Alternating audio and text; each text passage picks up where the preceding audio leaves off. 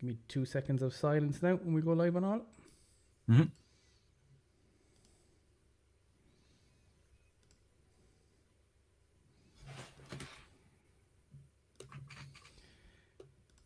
Tom Savage of Three Red Kings. Tom, a very, very painful lesson for Munster at the weekend, and really one of those performances. I think the few minutes before half time where the penalty comes off the post, we give away a silly penalty that gives Leinster a chance to get back upfield, and they nail a penalty that means it's, instead of 13-3, I think it was 10-6 going in at the break, and Munster just seemed to come out the wrong side of some of those kind of crucial exchanges that, I suppose, championship minutes, if you want to use the cliche, and Leinster, despite playing poorly, despite acknowledging the fact that they were not at their best, it's just a sign of a good side, a very good side, to say that they could still come away with the daylight robbery of a victory down in Thomond Park.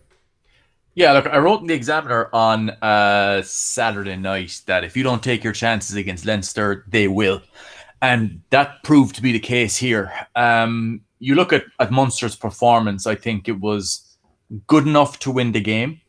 I think that their application of their tactics were similar to the semi-final of the Pro 14, but the result was undone by similar causes. Those small little 1% moments. You look at Munster's performance, and look, I think that they actually played quite well, and they put Leinster into a position where Leinster were allowed to play as well as Munster let them. I think the territorial game was very good.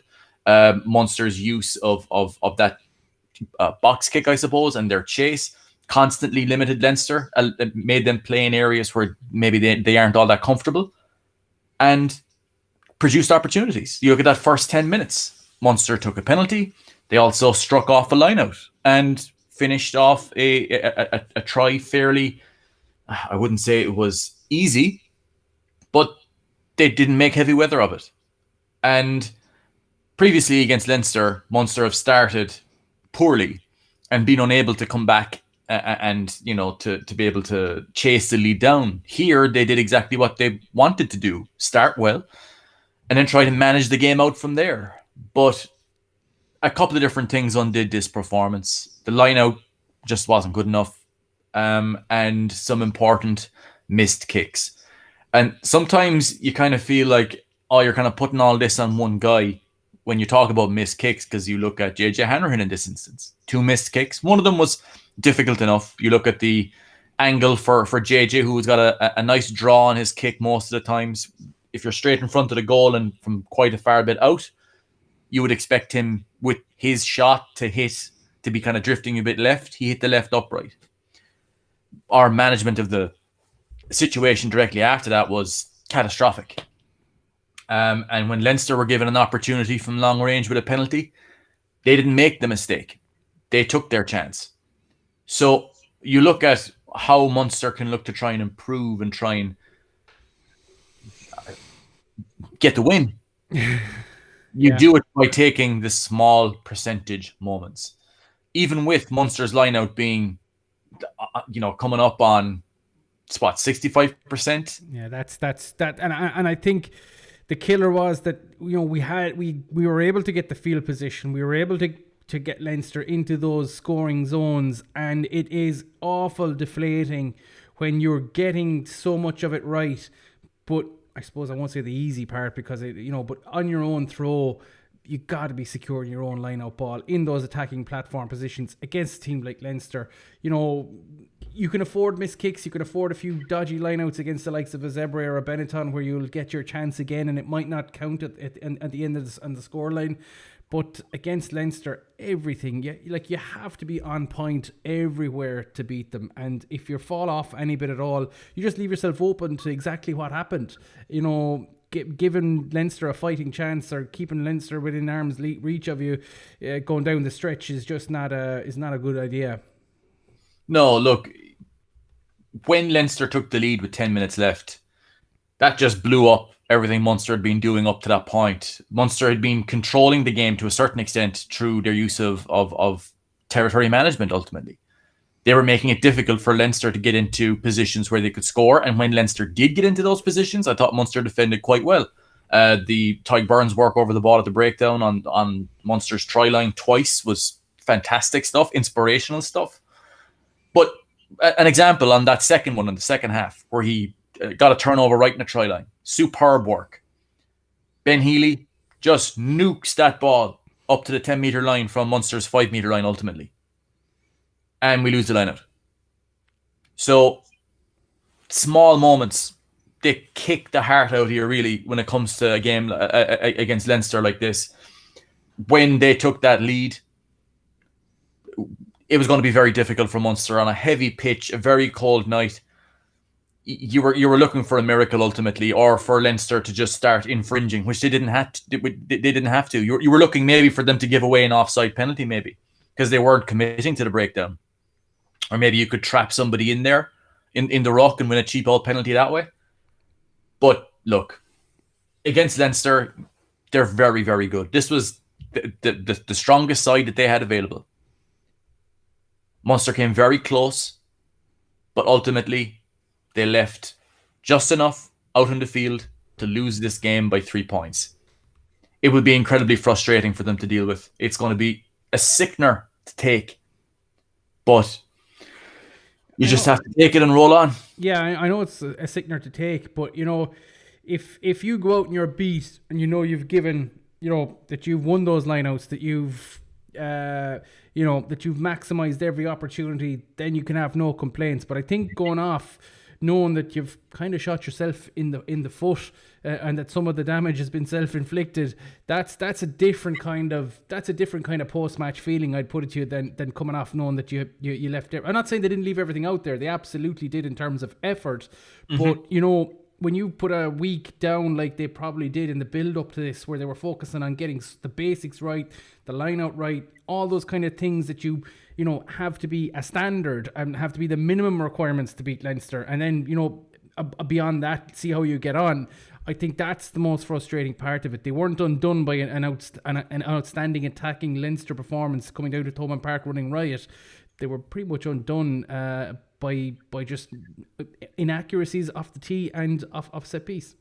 Yeah, look, I mean, you look back at that Pro 14 semi-final, you see some of the same issues. Munster's game plan produced opportunities that they were unable to execute. I thought Munster's work with the ball in hand was probably as good as I've seen against Leinster for a year or season or more at least. And you look at, what can you look to try and build on then? What areas can you work on?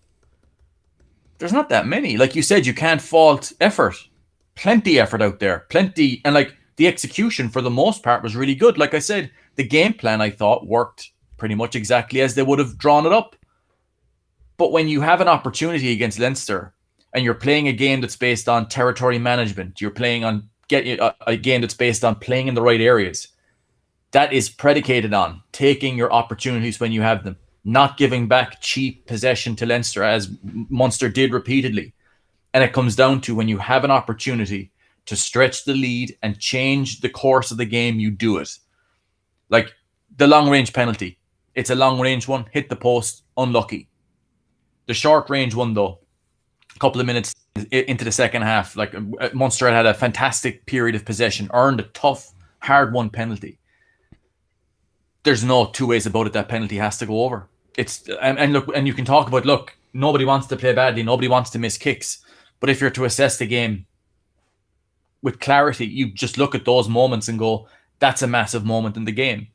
At 13 points to 6, Leinster then have to go chasing tries. They can't afford, they got a try with 10 minutes to go and then took the lead. Even just that. I was talking about the game, we were talking about it beforehand, 16-13, I was saying that maybe Munster could win it. If they'd taken those kicks, that could have been the scoreline. This game was always going to be tight. And if you have those small 1% part of the game going missing, you can get a sucker punch like Munster got with 10 minutes to go, and then go looking for something and not finding it.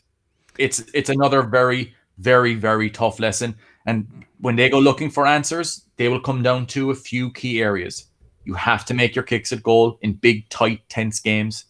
Your set piece, your line out must be better to control the opportunities that you force from Leinster, which Munster did, but then didn't finish the job with a poor line out performance. It'll be tough to take. There's going to be some tough questions, and the next game out now will be very important. Yeah, the next game out will be important, but I suppose in the greater scheme of things, it wasn't as costly a defeat as it could otherwise have been insofar as Connacht went and lost to Ospreys the following day. It means that Munster's gap or lead at the top of Conference B is still 11 points. They have an 8-2 record from 10 games. Connacht 5-5 on 27 points. Munster, of course, on 38. Cardiff Blues, Scarlets, Edinburgh, and who are at the bottom? Benetton are all also rounds at this stage. Really, it's bar an absolute collapse, it's going to be Munster and Leinster back in a final, I'd imagine. Hard to see how Ulster are going to put the squeeze on Leinster in that conference. Just don't see it, to be honest with you, over the remaining games. If I know we've been saying this over the last 5 meetings now, expecting or as we search for that long-awaited victory over Leinster. But if anything, if ever they're going to need motivation, and look, I think we said the last day prior to this that the key from this game at the weekend was to sow doubt in Leinster's minds. I don't think you can. I don't think that's an issue or a question after this game. I think we sowed enough doubt in their minds to get them thinking the next time we play them. I think they know they got out of jail. I just hope that the feeling coming off the pitch for the Munster players surpasses Leinster's get out of jail feelings when they got off the field. We need to maximise that level of bitterness or that level of hurt or that level of frustration, and not just turn it into going out and give it a good 20 minutes in the final or a good 40 and being close. We need to just turn that into an ice-cold Munster performance when we see them down the line again. And look, I think there's definitely more positives than negatives from it, insofar as we've seen, I suppose, small increments in our game plan, improvements, getting closer to them, giving them more problems, asking more questions of them. And you just hope as a Munster supporter, as Munster fans, that down the line this is setting this one up for that Pro 14 final. I think Conor Murray was exceptional at 9 at the weekend.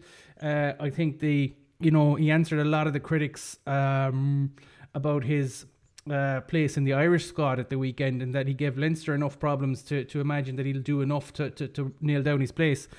We'll come to the Irish selection in a while, and the fact that we now have 2 scrum halves on the Six Nations squad, which I'm sure will be much to the chagrin of some of our friends up the M7. But there was definitely more positives than negatives out of that performance at the weekend. Oh, yeah. Look, I mean, the one big negative that overshadows everything is that the result wasn't there. But you look at the application of the game plan, some of the skills on show, the physicality, I think that Munster showed up quite well in. Conor Murray's performance was the central tenet of the overall approach to the game that Munster took. And he was very successful in implementing that. I think that is what has shown to work against Leinster. Look, I think Munster know intellectually how to beat Leinster. Like, they know what to do. They know how to execute a game plan to do that. It's just about getting those last few percentage points. And I think you look at Munster, the previous couple of years, over the last 5 losses, in those big games against full-strength Leinster sides and relative strength Leinster sides, you could see that the gap was there. And closing to, year on year, you could say.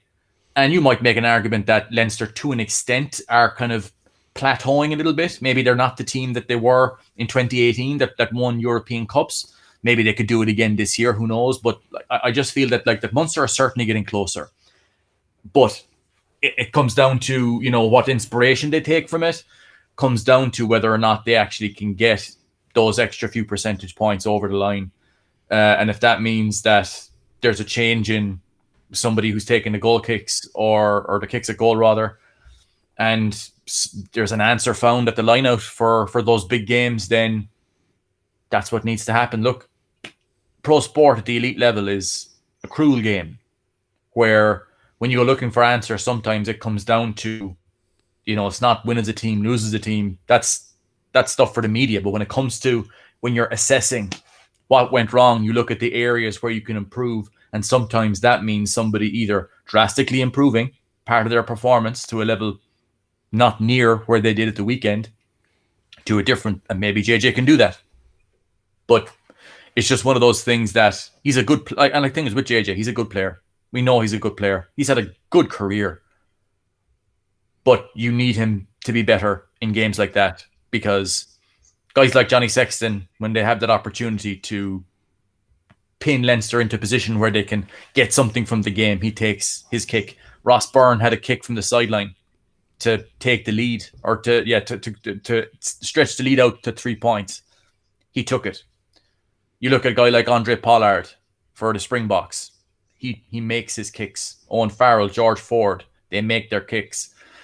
And I think we were spoiled for so long with a guy in Ronan O'Gara that just simply did that. We took it for granted. We just assumed that if we got a penalty, it was going between the sticks. And that's, Leinster have it in Johnny Sexton, they have it in Ross Byrne, and it's something that it's crucial to a team, and it can be taken for granted, and it can be I suppose just taken as part of the norm very, very easily, but it's not. Oh no, look. It's an incredibly difficult part of the sport. You look at Bowden Barrett, the All Blacks. I suppose the reason why he had stepped back from being the 10 for the All Blacks and Richie Mo'unga has kind of taken prominence, certainly over the last World Cup and since, is because Richie Mo'unga is a much better goal kicker. Bowden Barrett was around a 70% goal kicker. And sometimes in high pressure games, the Lions test, you might remember, his percentage dipped a little bit below that. So that is an important part of the game, and we can like it or not. We like the idea of guys being ballers, handling it. They're showing off their skill sets phase for phase. But if you're also the goal kicker, if you are not making your kicks, or you are not getting the distance on your kicks down the line, or you are missing touch, that has an effect. And it has an effect on the scoreboard, and it has an effect on the team as a whole. And, you can wipe it off and go, look, let's go. Let's just do better next time. But at some point, that better has to come. And look, we praised on this podcast. We praised JJ after the Claremont game about how well he did with his kicks. To a certain extent, the context was different there.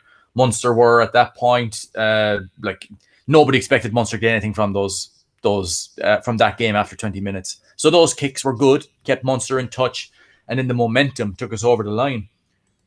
But in a game like this, that's tense from the jump, and you have opportunities to stretch the lead and you don't take them, it's costly. And he knows this. He's not a guy who's thinking, I have nothing to do with that. He knows.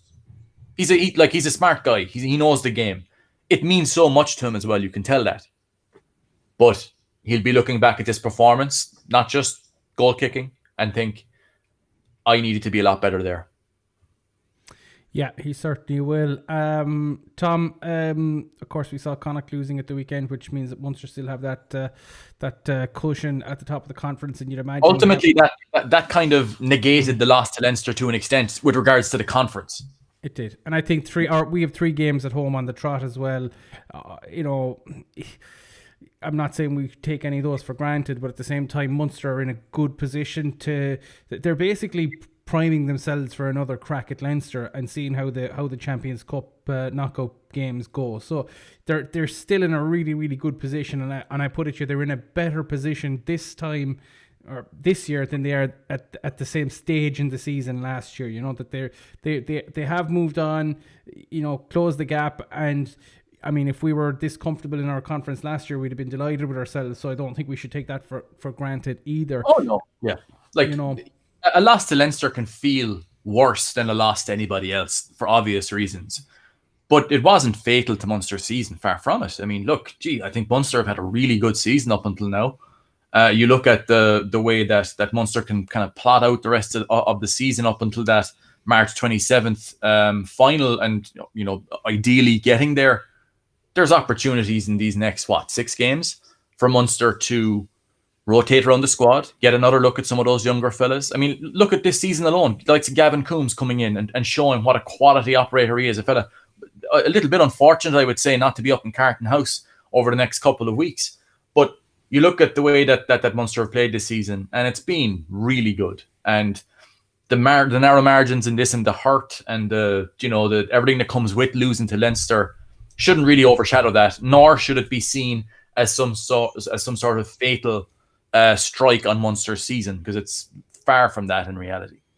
Yeah, and speaking of guys in Carton House, Tom, plenty of Munster representation in the squad. I think 36 in total on the panel, 17 backs, 19 forwards, and we have Craig Casey, who is selected for his first squad. And what a squad to get selected for. Look, I'm just beyond delighted for Craig Casey. You look at a young fella like him, 21, 22 years of age. I think he's 21 years of age still. You look at how he has performed since he has started for Munster. He was promoted to a senior deal after year 2 in the academy. Didn't play any of year 1 due to injury. Had an absolutely outstanding under-20 Grand Slam season where looked like a world beater. And you think, can that guy live up to expectation? Craig Casey, I don't think I've seen a young scrum half perform as maturely and as effectively from day one as I have with Craig Casey. I don't think I've seen that before. Yeah, the thing that strikes me when I see him, Tom, is he just looks like a guy. He looks like a guy with 100 caps. When he comes on, he looks like a guy who just is so assured. He's bossing guys around who probably have 50 caps on him, and he doesn't look out of place doing it. It doesn't, he can talk the talk and walk the walk, if you know what I mean. When you see a player and you go, here, this lad is good, guys that stand out, and he certainly has been one that I think we're very, very lucky to have down on Munster, and I can't wait to see more from him in Munster. But I hope to God, I really do hope he gets game time in this Six Nations. I think it could really surprise people just at what level he can get to quickly. I think he's in with a very live chance of getting onto match day squads very quickly with that Irish side. Not just the typical game against Italy that guys normally get. He's a guy who just gets it. He gets the game, and I think you look at a lot of his attitude and a lot of his X factor points come down to the fact that he just gets this game. So when you see him playing, it just looks so assured and so not easy, but his way of playing the game it just flows for him. And I think that he is a player who has unlimited potential. I think this is a guy, we've said it in this podcast before, this is a guy who I could see playing for the Lions. This is a guy who I just think is an absolute superstar in waiting as long as he gets that bit of luck, touch wood, with injury. He is a guy who I think, look, the sky is the limit. And I think that he is just a credit to his family, a credit to the club that he came up through. It shows that you can have guys who are just top class guys coming up through that Munster Academy. It's been shown to be the same over the years. Zebo, Murray, O'Mahony, and then a guy like Casey coming through now after a few years where there was a bit of a dip. But you look at the guys coming in, I think Casey's as good as any player that has come up through Munster, and I think is a guy who it's just almost an inevitability that this guy is going to be a big factor for Ireland going forward. And he looks like he's got everything you could want from a young standout scrum half at 9. He's still only 21 years of age. It's such an exciting time for him. Yeah, and I suppose, look, if you're in Munster, or if you're in Johan van Graans's shoes, and you're trying to add depth to a playing roster, and you see Ben Healy, you see Craig Casey coming in as your in 9 and 10 positions, you see the likes of Gavin Coombs and those as well. You're starting to add depth to a squad now, and not just depth that you say, okay, look, we can throw these guys in against the Dragons when they're down in Musgrave Park on a Friday night when it doesn't really matter. But I'm talking about depth, where you're looking at these guys and say, yeah, they're okay, they're ready to play Champions Cup now. They're not just the guys that we bring in when the national players are away. It's a different type of depth, and it's certainly has Munster, I think, as the leading contenders to knock Leinster off their perch. Well, I mean, in an ideal world, you would say, yeah, that is the case. But I mean, look, you look at some of the young players who Munster have coming through, who I think will be big factors. Guys who could be getting that step up, same as Craig Casey is now. You're looking at, Ben Healy, Jack Crowley. You're looking at Gavin Coombs, I think, is a guy who, could be a bit disappointed he's not there this time around. You look at Tom Ahern in the future, Josh Wycherley, then you look at the, Knox and Salanoa, and a couple of other lads as well, like the likes of John Hodnett, who's, out injured at the moment and could well have been a factor in this game at the weekend as well if he was fit, you never know. But you look at that and go, these are the guys that we want to see coming through. These are the guys who have really showed up for Munster this season.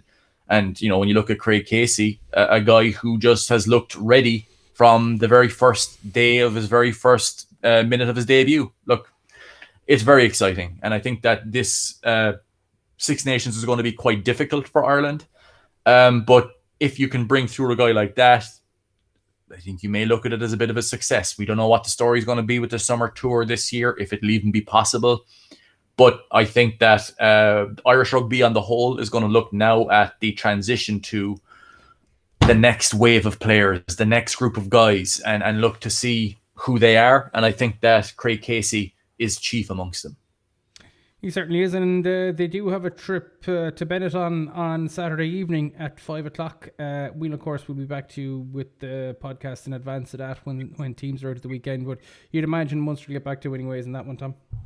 Well, you'd hope so. Benetton have been going through a tough time as of late. They've had a bit of disruption with their squad. They've obviously had, all the disruption that everybody else has had with COVID as well. But you look at the, Benetton that we've seen last year were much, much better than what we've seen from Benetton this year. What's gone wrong is kind of hard to know. You look at them, they don't seem to have been playing all that bad really in the games that I've seen. It's just that they've been undone by switching off, conditioning dropping off, and they're making a change at head coach next year with Marco Bortolami coming in. So, look, I think that they know they need to improve. They will look at this game as an opportunity. You look at they've got, 16 players called up to the Italian national side.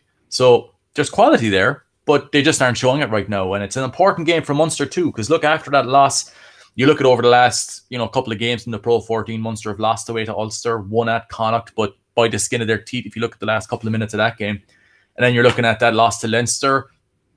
This is a game where they need a performance. And I think they'll, some guys will get an opportunity back in the squad again to start. You may see some guys who are involved in the international bubble, getting a game as well, because again, everybody's not getting the minutes that they maybe thought that they would ahead of the Six Nations. So that will be important too. So look, I think that from a Munster perspective, that game against Benetton will be difficult because going away always is. But I think that they should have enough to get that win in the tank. And I suppose we'll talk about that a little bit more detail later in the week. Absolutely. Yeah, and Tom, speaking about detail, what details are you going to be going into on your Patreon page?